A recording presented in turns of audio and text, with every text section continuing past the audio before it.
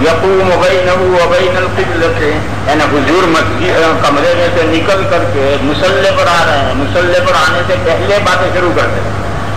یقوم بینہ و بین القبلہ کا یہ مفہوم، یعنی وہیں مصلی پر سامنے آ کر کھڑا ہو جائے، یہ مفہوم نہیں۔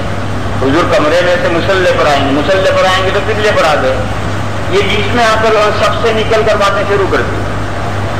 یقوم بینہ و بین القبلۃ فما زال یکلمہ وقد رأیت بعضهم ینعس من طول قیام النبی صلی اللہ علیہ وسلم۔ مسئلہ، اگر تکبیر ختم ہونے کے بعد نماز شروع کرنے میں فصل ہو جائے تو فصل قصیر ہے، تھوڑا فصل ہے تو تکبیر کے اعادے کی ضرورت نہیں، نماز شروع ہو جائے گی۔ اور اگر فصل طویل ہو گئے تو پھر تکبیر دوبارہ کہنی ہوگی، تب نماز شروع ہوگی۔ فصل طویل اور فصل قصیر، اس کا معیار کیا ہے؟ اس کا معیار کوئی نہیں، یہ رائے مبتلا میں ہی پر چھوڑ دیا گیا ہے۔ آپ ہی حضرات فیصلہ کریں کہ فاصلہ طویل ہو گیا یا قصیر ہے، یہ لوگوں کو خود فیصلہ کرنا ہے، شریعت میں اس میں کوئی طے کر کے نہیں کیا۔ یہاں طالب علم ایک سوال پیدا کرتا ہے کہ یہ جو واقعہ حدیث میں، اس میں تو فصل طویل ہوا ہے، اس لیے کہ بعض لوگ اونگنے لگے ہیں، تو اس کا مطلب تو کافی لمبا فاصلہ ہے، جبھی تو لوگ اونگنے لگے کھڑے کھڑے۔ پھر بیٹھا لیٹا ہوا جلدی اونگے گا، بیٹھا ہوا اس سے کم دیر میں، اس سے تھوڑی دیر میں اونگے گا، اور کھڑا ہوا تو بہت دیر میں اونگے گا۔ تو لیٹا ہوا اونگنے لگے تو اب ایک بات ہے تو کھڑے ہوا اونگ رہا ہے، اس کا مطلب کافی لمبا فاصلہ ہو گیا۔ اس کا جواب یہ ہے کہ ایسا کوئی ضروری نہیں، سارے تو نہیں اونگنے لگے تھے نہ، سارے نہیں اونگنے، بعض اونگنے لگے، تو بعض کا حال یہ ہے، یہ درجہ ہے، اس میں میں نے ہدایہ اولین پڑھی ہے۔ حضرت استاد میاں صاحب قدس سرہ کے یہاں قاعدہ یہ تھا، پہلے گھنٹے میں، پہلے اور دوسرے گھنٹے میں ہدایہ اولین ہوتی دونوں ملتے، اور پہلے گھنٹے میں تو خاص طور پر گرمیوں میں نیند آتی ہے طالب علموں کو، تو اگر کوئی طالب علم سوتا تھا تو حضرت صاحب کھڑے ہو جاؤ، اب اس کو کتاب لے کر کھڑا ہونا ہے، 2 گھنٹے کھڑے کھڑے تو وہ پڑھنا ہے، یہ اس کی سزا تھی، تو کھڑا کر دیا ہے۔ ایسے 4-5 طالب علم کھڑے ہیں کتاب لے کر کے، اور وہ پورا گھنٹہ کھڑے کھڑے سبق سنے۔ ایک دن حضرت نے کھڑا کیا ایک طالب علم کو، وہ کھڑا ہوا 2 منٹ کے بعد میں اس کی دھڑ دے کے کتاب گری، تو حضرت نے بولے کیا ہوا؟ کہنے لگے حضرت کھڑا کھڑا بھی سو رہا ہے۔ تو حضرت فرمایا میں کیا تیرا کوئی علاج نہیں، ناک میں بولتے تھے حضرت فرمایا میں کیا تیرا کوئی علاج نہیں، تو 1 منٹ 2 منٹ تو کھڑا کھڑا سونے لگے۔ اور ہمارا ایک ساتھی تھا، بڑا محدث ہے ایک مدرسے میں، وہ ساتھی تھا، اس کا یہ ہمیشہ معمول تھا کہ جہاں اس نے سبق، استاد نے سبق شروع کیا کہ 1 منٹ نہیں لگتا تھا، فوراً سونا شروع کر دیتا تھا اور منہ کھول کر سوتا تھا۔ تو طالب علم یہاں سردیوں میں پورال بچتی، وہ پورال لے کے اس کے منہ میں بھر دیتے تھے، تو ابھی نہیں اٹھتا، پھر اسے اٹھاتے تھے سو رہا ہے، نہیں تو کبھی مانتا نہیں تھا کہ میں سو رہا ہوں۔ تو اس لیے بات تو ایسے بھی ہوں گے، اس لیے اشکال کرنے کی ضرورت نہیں۔ وَلَقَدْ رَأَيْتُ بَعْضَهُمْ يَنْعَسُ مِنْ طُولِ قِيَامِ النَّبِيِّ صَلَّى اللَّهُ عَلَيْهِ وَسَلَّمَ قَالَ أَبُو عِيسَى وَهَذَا حَدِيثٌ حَسَنٌ صَحِيحٌ۔ چلوے باب ما جاء في القراءة في صلاة الجمعة۔ حضور اکرم صلی اللہ تعالی علیہ وسلم کا معمول جمعہ کی نماز میں کبھی سورہ جمعہ، سورہ منافقون پڑھنے کا تھا، اور کبھی سورہ اعلیٰ اور سورہ غاشیہ پڑھنے کا تھا۔ لہذا یہ جو معصور قراءتیں ہیں انہیں پڑھنا چاہیے، لیکن اس کا التزام فرض اور واجب کی طرح نہیں کرنا چاہیے، گاہے ماہے ناگا بھی کرنا چاہیے۔ چلیے وبه قال حدثنا قتيبة قال حدثنا حاتم بن إسماعيل عن جعفر بن محمد عن أبيه عن عبيد الله بن أبي رافع۔ عبید اللہ تابعی ہیں، ابو رافع تو حضور کے مولا ہیں، اور یہ عبید اللہ تابعی ہیں اور بڑے آدمی تھے، جب حضرت علی کرم اللہ تعالی وجہہ خلیفہ ہوئے تو یہ حضرت علی کے پرائیویٹ سیکریٹری تھے. وہ کہتے ہیں حضرت علی کا زمانہ گزر گیا، زمانہ اور آگے بڑھ گیا. ایک مرتبہ مروان جو مدینہ کا گورنر تھا وہ مکہ گیا تو اپنے پیچھے حضرت ابو ہریرہ کو اپنا قائم مقام بنا گیا. تو حضرت ابو ہریرہ نے جمعہ پڑھا تو جمعہ میں انہوں نے سورہ اعلیٰ اور سورہ غاشیہ پڑھی نہیں، انہوں نے سورہ جمعہ اور سورہ منافقون پڑھی. تو نماز کے بعد میں یہ عبید اللہ حضرت ابو ہریرہ کے پاس گئے اور یہ کہا کہ حضرت علی جو کوفہ میں نماز پڑھاتے تھے جمعہ کی تو یہی 2 صورتیں پڑھتے تھے، آج آپ نے بھی یہی 2 صورتیں پڑھی.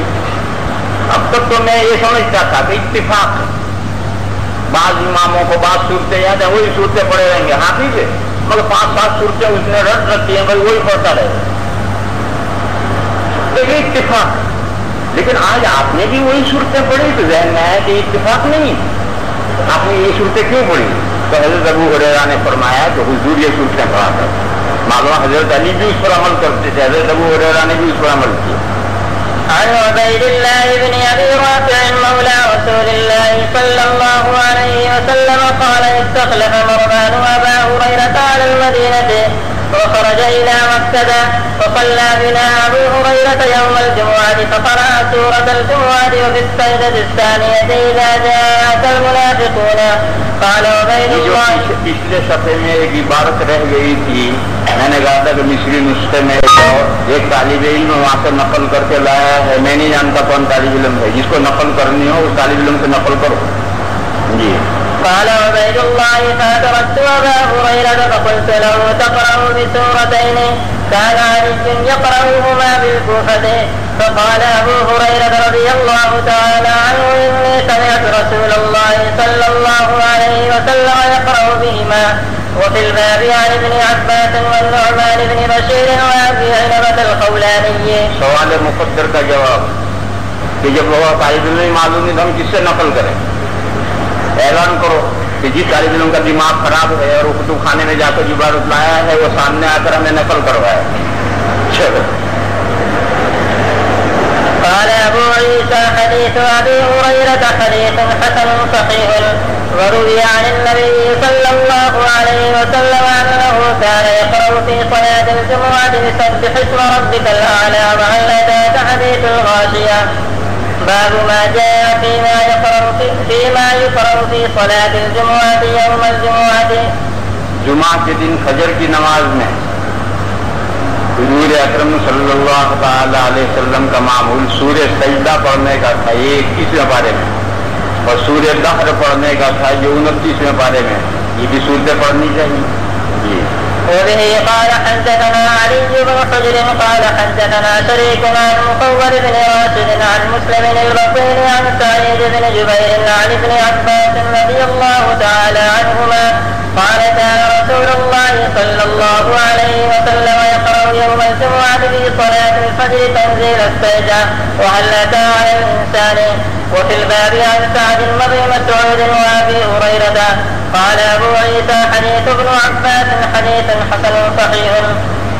وقد روى سفيان الثوري وغير واحد عن مخول.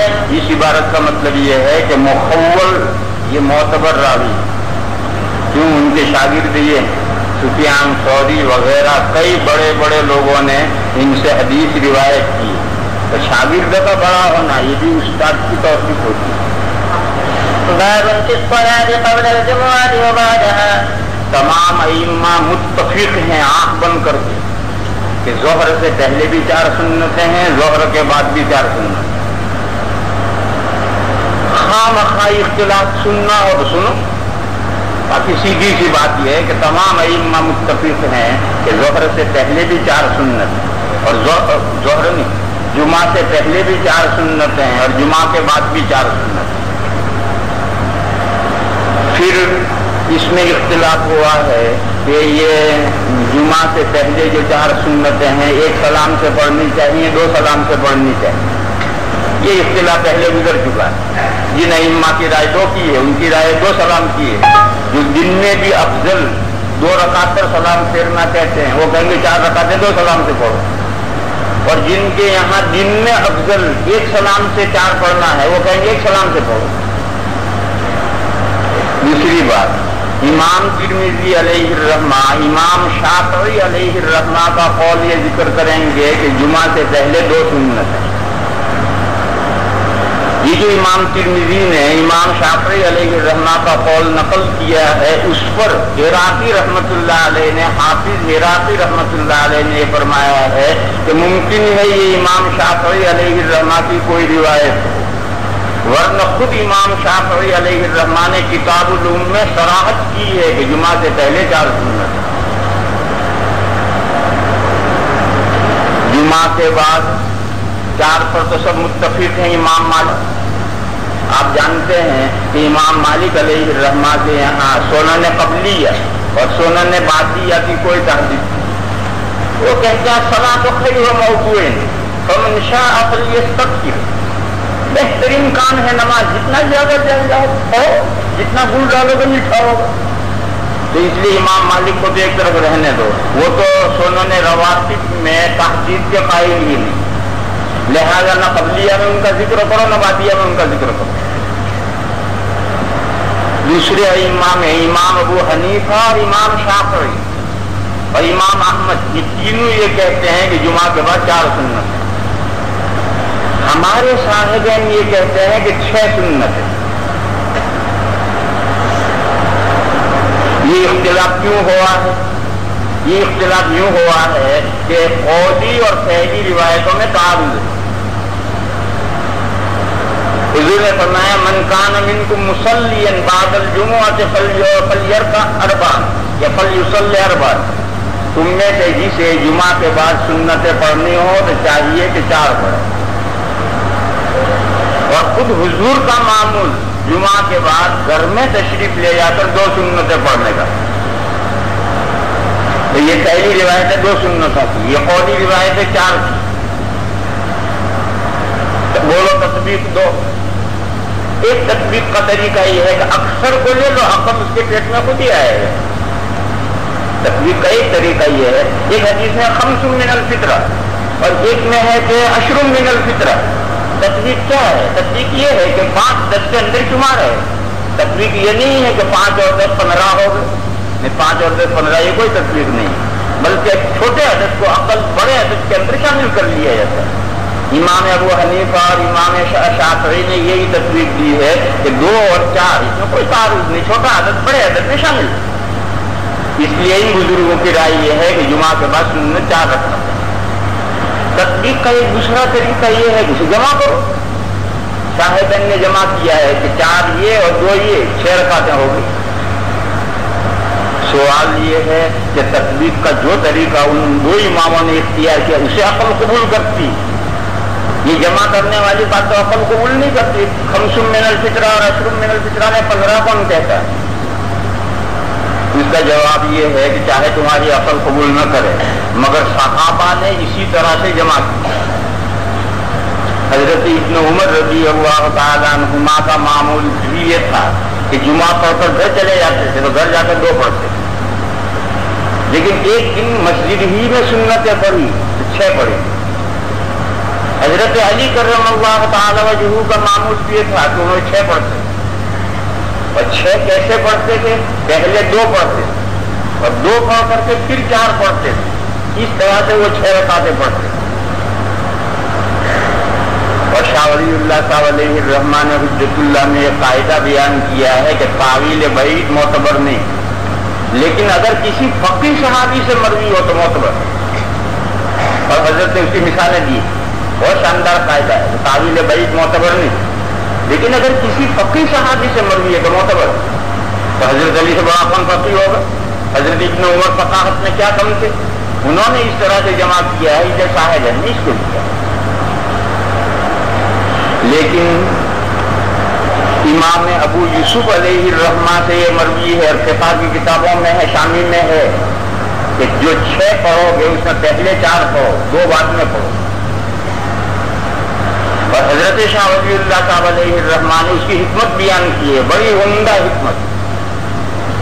انہوں نے فرمایا کہ اگر آپ جمعہ کے بعد 2 پڑھیں گے تو ہو سکتا ہے کہ کوئی گمان کرے کہ فلاں آدمی جو ہے وہ اس امام کی نماز سے مطمئن نہیں ہوا، اس لیے اس نے اپنی جمعہ کی نماز کا یاد آ کیا، یہ وہم ہو سکتا ہے، امام کی قرات صحیح نہیں ہے، بڑی شین کو چھوٹی شین پڑھ رہا ہے، تو وہ مطمئن نہیں ہوا، اس نے نماز کا یاد آ کیا، ایسا بھی ہو سکتا ہے بدگمانی ہو کسی کو، اور جمعہ کے بعد 4 پڑھو گے بدگمانی کا کوئی سوال نہیں۔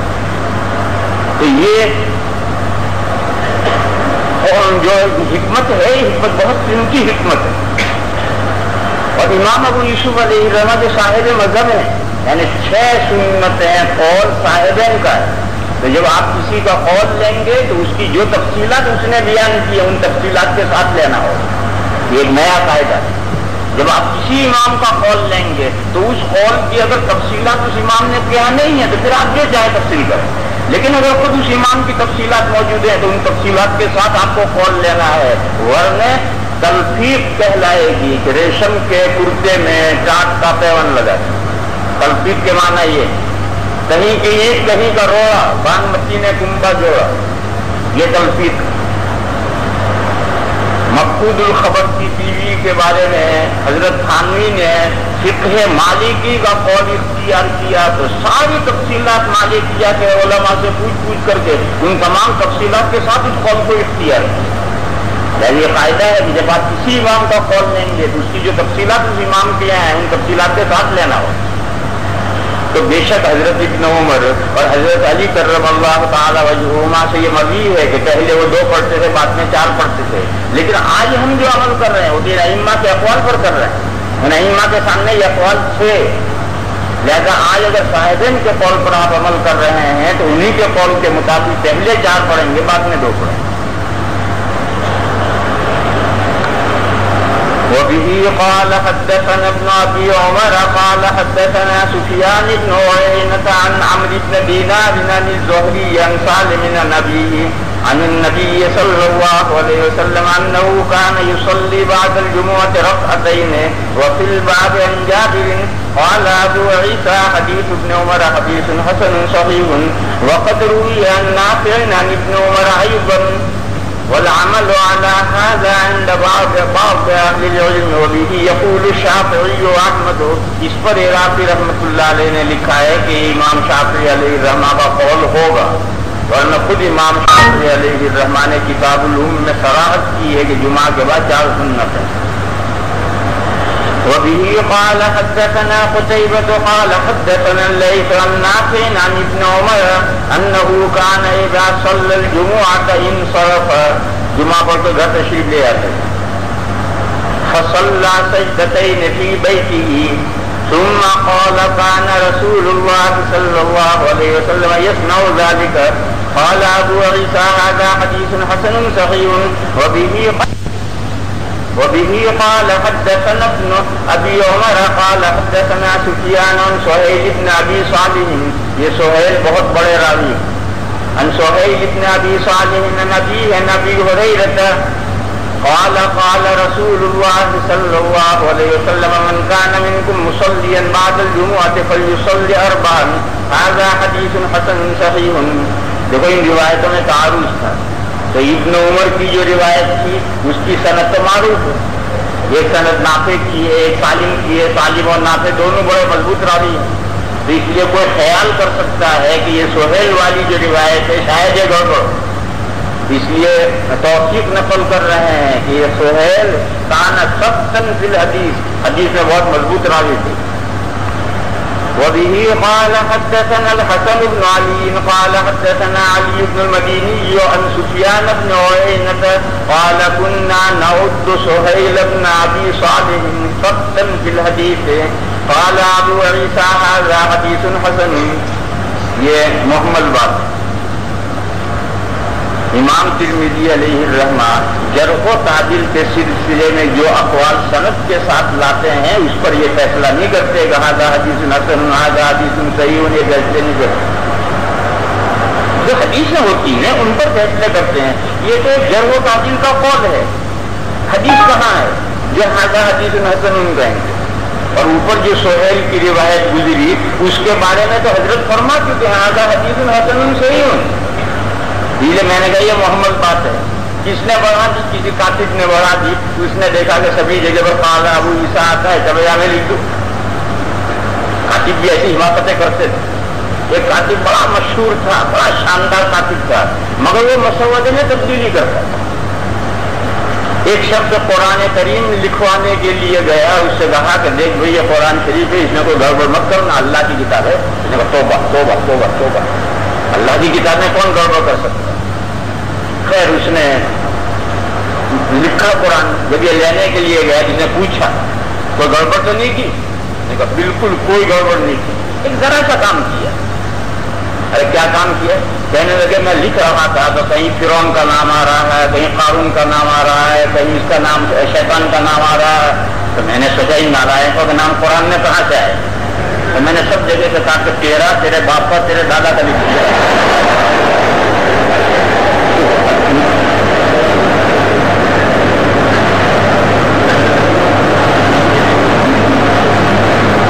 قال ابو عيسى هذا حديث حسن والعمل على هذا عند بعض اهل العلم وروي عن عبد الله بن مسعود. دیکھو حضرت ابن مسعود رضی اللہ تعالی عنہ کا جو قول ہے وہ امام اعظم نے پکڑا. وروي عن ابن مسعود انه كان يصلي قبل الجمعه 4 وبعدها 4. امام ابو حنیفہ علیہ الرحمہ کے بارے میں بات یاد رکھو. ان کے اساتذہ میں استاد کے استاد ابراہیم نخعی، امام ابو حنیفہ کے استاد حماد، اور حماد کے استاد ابراہیم نخعی، یہ بڑے آدمی. پھر ابراہیم نخعی کے اساتذہ اور ان کے استاد ابن مسعود. ابن مسعود اور ابراہیم نخعی کی باتیں امام ابو حنیفہ نہیں چھوڑ. حضرت شاہ ولی اللہ صاحب نے یہ لکھا ہے کہ اگر آپ تمام حدیث کی کتابیں جو مصنف ابن ابی شیبہ، مصنف عبد الرزاق، ان میں سے اگر ابراہیم نخعی کے اقوال نقل جمع کریں اور پھر امام ابو حنیفہ کے مذہب سے مطابقت کریں تو بہت کم امام صاحب اس سے نکلتے ہیں. تو اس لیے ابن مسعود اور ابراہیم نخعی کی باتوں سے بہت کم نکلتے ہیں. جو بات حضرت ابن مسعود کی اسی کو انہوں نے لیا.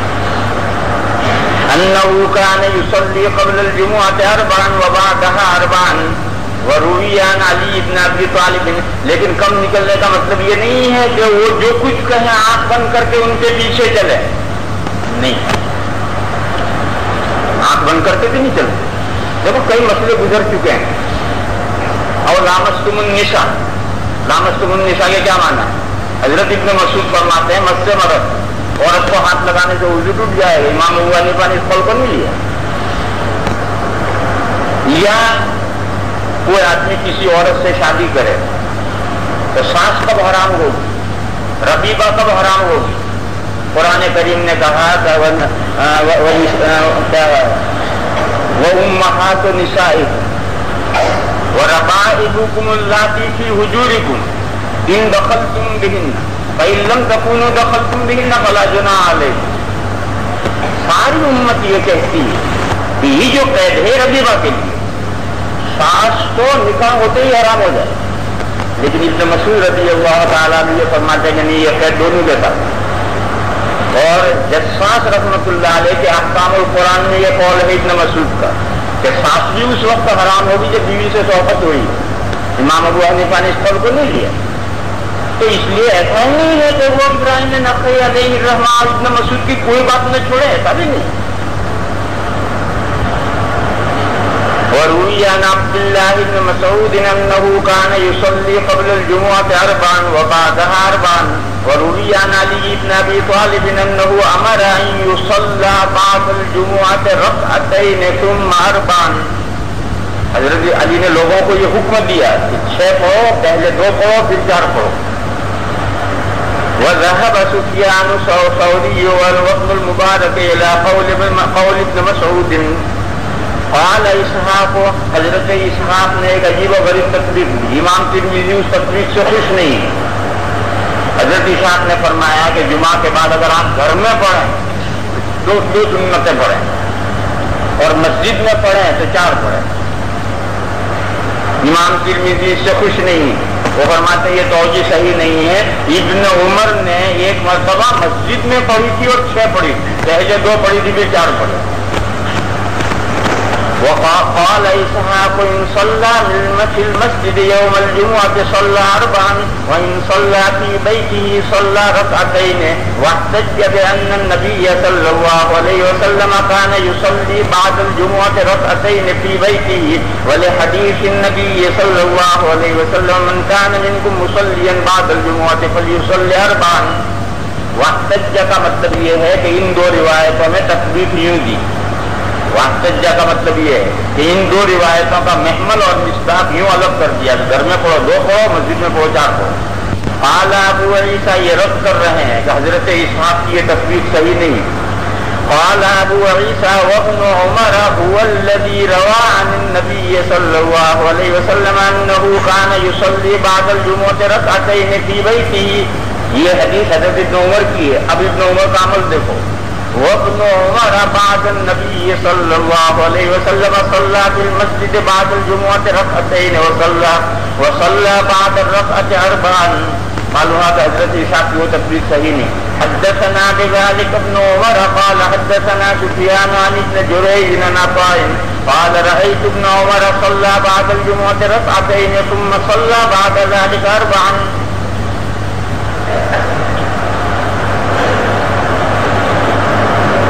کوئی اگر یہ خیال کرے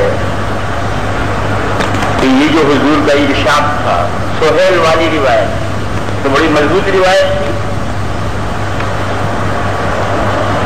وہ کانا سب تنزل ہے. تو اگر یہ بڑی شاندار روایت ہے تو وہ جو 2 رکعت والی ابن عمر کی روایت ہے وہ گڑبڑ ہے. اس میں ابن عمر ان سے نیچے سالم اور نافع ہیں, ان پر کیا کلام کرو گے؟ ابن عمر پر کیا کلام کرو گے؟ سالم اور نافع پر کیا کلام کرو گے؟ ان سے نیچے زہری ہے. کوئی زہری پر کلام کرنے لگے تو اس لیے زہری کی توثیق نقل کر رہے ہیں. یعنی وہ بھی روایت صحیح, یہ بھی روایت صحیح, دونوں اعلیٰ درجے کی روایتیں ہیں. اب تصدیق کی شکلیں یہ گھر میں 2 رکعتیں 4 رکعتیں مسجد میں, یا دونوں کو ملا کر 6 رکعتیں, یا بڑے عدد سے چھوٹا عدد شامل کر دیا جائے.